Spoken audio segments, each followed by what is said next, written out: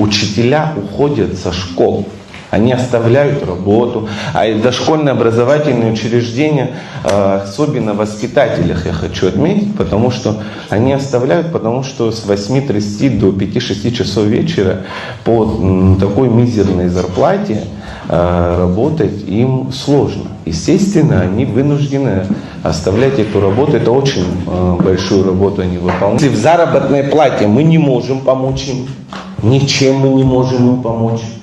Хотя бы можно предоставить на сегодняшний день льготы 50% за электроэнергию и за другие коммунальные услуги. Далее мы утверждаем ежегодный бюджет, там и много других цифрах идет речь. Если вы возьмете все учреждения, и 800 миллионов рублей годовой бюджет.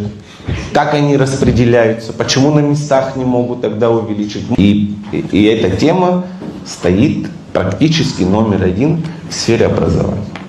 Поэтому я вас прошу, по силе возможности, принимая решение, поддержать эту инициативу. Этот вопрос я неоднократно поднимал, озвучивал о том, что средняя заработная плата учителей, которую мы утверждаем, вы, мы, все взятые, не соответствует в том плане, мы одно пишем, говорим другое, но по факту другое. Подождите, я почему? Объясню, да. До сих пор не выявлено, по какой формуле вычисляется данная заработная плата. Не выявлено. Несколько писем я писал. Не было четкого, внятного ответа.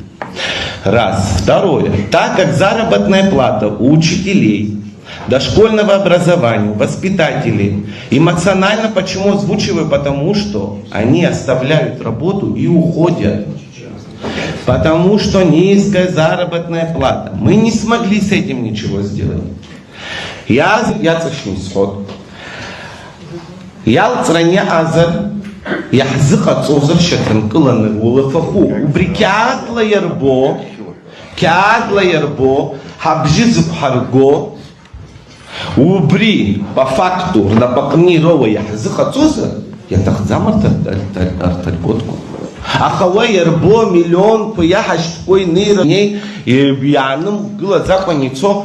Вы по факту и розумер на пакна ярбо цифра. Вы отбахрат зом. И захам бо я иштахков дачазнык. Да двин иштахков хан иштах.